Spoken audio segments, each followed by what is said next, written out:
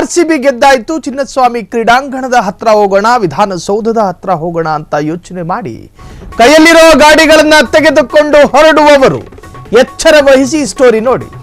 ಮನೆ ಬಿಡುವ ಮುನ್ನ ಎಚ್ಚರ, ಮಧ್ಯಾಹ್ನದ ಬಳಿಕ ಟ್ರಾಫಿಕ್ ಜಾಮ್ ಫಿಕ್ಸ್, ಸಂದೇಹ ಬೇಡ.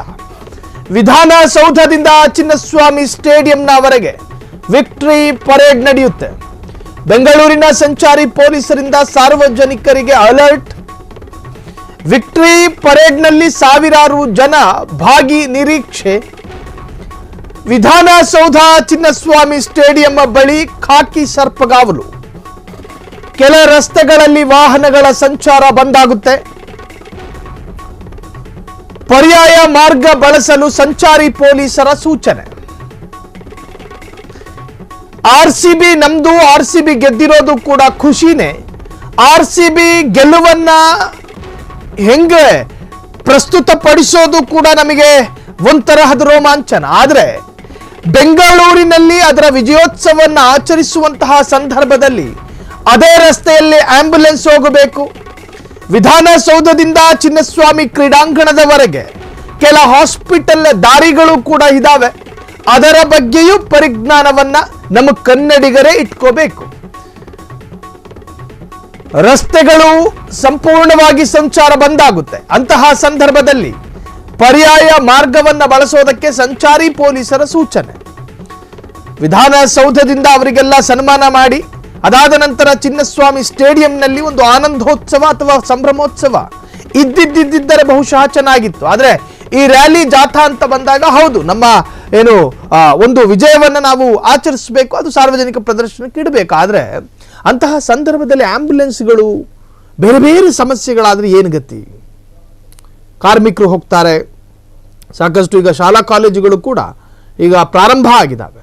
ಇಂತಹ ಸಂದರ್ಭದಲ್ಲಿ ಸಾಕಷ್ಟು ತೊಂದರೆಗಳಾಗುತ್ತೆ.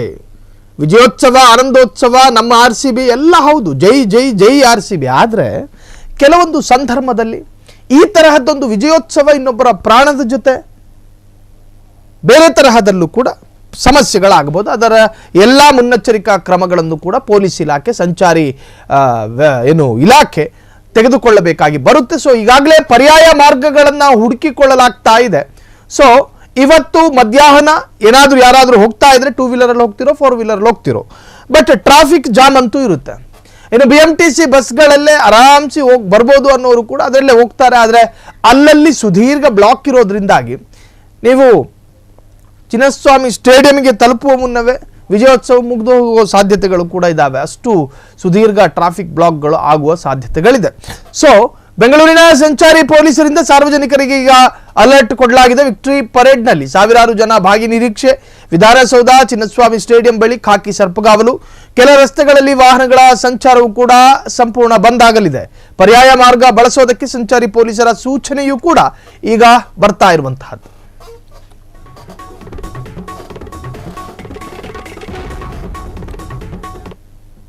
ಅಹಮದಾಬಾದ್ನಿಂದ RCB ಆಟಗಾರರು ಹೊರಟಿದ್ದಾರೆ.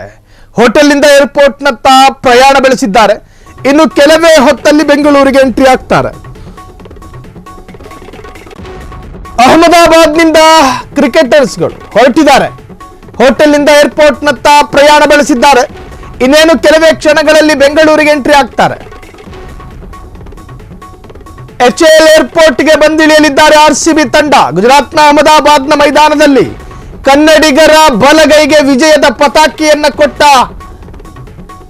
ಕ್ರಿಕೆಟರ್ಸ್ ಅಹಮದಾಬಾದ್ನಿಂದ ಈಗ ಹೊರಟಿದ್ದಾರೆ RCB ಆಟಗಾರರು. ಹೋಟೆಲ್ನಿಂದ ಏರ್ಪೋರ್ಟ್ನತ್ತ ಪ್ರಯಾಣ. ನೇರವಾಗಿ ಅವರವರು ಮನೆಗೆ ಹೋಗೋದಲ್ಲ, ಸೀದಾ ಬೆಂಗಳೂರಿಗೆ ಬರಬೇಕು. ಕಾರಣ RCB ಅಂದ್ರೆ ಬೆಂಗಳೂರು, ಬೆಂಗಳೂರು ಅಂದ್ರೆ RCB. ಇನ್ನೇನು ಕೆಲವೇ ಕ್ಷಣಗಳಲ್ಲಿ ಬೆಂಗಳೂರಿಗೆ ಎಂಟ್ರಿ ಆಗ್ತಾರೆ. HAL ಏರ್ಪೋರ್ಟ್ಗೆ ಬಂದಿಳಿಯಲಿದ್ದಾರೆ RCB ತಂಡ. ಏರ್ಪೋರ್ಟ್ ಬಳಿಯೂ ಸಾವಿರಾರು ಜನ ಸೇರುವ ಸಾಧ್ಯತೆಗಳು. ಇನ್ನು ನಮ್ಮ ಜನಕ್ಕೋ ಅಹಮದಾಬಾದ್ನಿಂದ ಹೊರಟ RCB ಆಟಗಾರರು ಹೋಟೆಲ್ನಿಂದ ಏರ್ಪೋರ್ಟ್ನತ್ತ ಪ್ರಯಾಣ. ಇನ್ನೇನು ಕೆಲವೇ ಕ್ಷಣಗಳಲ್ಲಿ ಬೆಂಗಳೂರಿಗೆ ಎಂಟ್ರಿ ಆಗ್ತಾರೆ ಎಲ್ಲ ಆಟಗಾರರು HAL ಏರ್ಪೋರ್ಟ್ನಿಂದ. ಇವತ್ತು ಬೆಂಗಳೂರಿಗೆ ಬರ್ತಾರೆ. ಗುಜರಾತ್ನ ಅಹಮದಾಬಾದ್ನಲ್ಲಿ ನಡೆದಂತಹ ಆಟ ಅದನ್ನೆಲ್ಲ ಮುಗಿಸ್ಕೊಂಡು ಒಂದಷ್ಟು ವಿಶ್ರಾಂತಿನೂ ಪಡ್ಕೊಂಡು ಸೀದಾ ಬೆಂಗಳೂರಿಗೆ ಬರ್ತಾ ಇದ್ದಾರೆ. ಈಗಾಗಲೇ ಎಲ್ಲ ಏರ್ಪೋರ್ಟಿನೆಲ್ಲ ಪ್ರಾಸೆಸ್ಗಳು ಮುಗಿದಿದೆ, ಇಮಿಗ್ರೇಷನ್. ಸೊ ಇನ್ನು ಕೆಲವೇ ಹೊತ್ತಲ್ಲಿ ಬೆಂಗಳೂರಿಗೆ ಬರ್ತಾರೆ. ಬೆಂಗಳೂರಿಗೆ ಬಂದು ಹೋಟೆಲ್ನಲ್ಲಿ, ತಾಜ್ ವೆಸ್ಟ್ ಎಂಡ್ ಹೋಟೆಲ್ನಲ್ಲಿ ವಿಶ್ರಾಂತಿ ಪಡ್ಕೊಂಡು ಅದಾದ ನಂತರ ವಿಧಾನಸೌಧಕ್ಕೆ ಹೋಗಿ CM ಸಿದ್ದರಾಮಯ್ಯನವರು ಅವರೆಲ್ಲರಿಗೂ ಕೂಡ ಸನ್ಮಾನ ಮಾಡ್ತಾರೆ. ಆ ಗೌರವವನ್ನು ಸ್ವೀಕರಿಸಿಕೊಂಡು ಬೆಂಗಳೂರು ವಿಧಾನಸೌಧದಿಂದ ಚಿನ್ನಸ್ವಾಮಿ ಸ್ಟೇಡಿಯಂನವರೆಗೂ ತೆರೆದ ವಾಹನದಲ್ಲಿ RCBಗೆ ಮೀಸಲಿಟ್ಟಂತಹ ವಾಹನ, ಆ ವಾಹನದಲ್ಲಿ ಎಲ್ಲ ಆಟಗಾರರು ಇರ್ತಾರೆ. ಸಾರ್ವಜನಿಕ ಪ್ರದರ್ಶನಕ್ಕೆ ಆಟಗಾರರ ಮುಖಗಳು.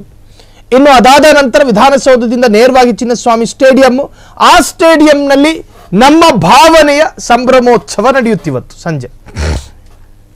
RCB ಅಭಿಮಾನಿಗಳ ಬಹುದೊಡ್ಡ ಸಂಭ್ರಮ, ಬಹುದೊಡ್ಡ ಆನಂದ, ದೈತ್ಯ ಸಂತೋಷದ ಒಂದು ಪಾರದರ್ಶಕವಾದಂಥ ವೇದಿಕೆ ಇವತ್ತು ರೆಡಿಯಾಗುತ್ತೆ. ಸೊ ಇನ್ನೇನು ಕೆಲವೇ ಕ್ಷಣಗಳಲ್ಲಿ ಎಲ್ಲ ಆಟಗಾರರು ಕೂಡ ಬೆಂಗಳೂರಿಗೆ ಬರಲಿದ್ದಾರೆ ಎನ್ನುವಂತಹ ಮಾಹಿತಿ.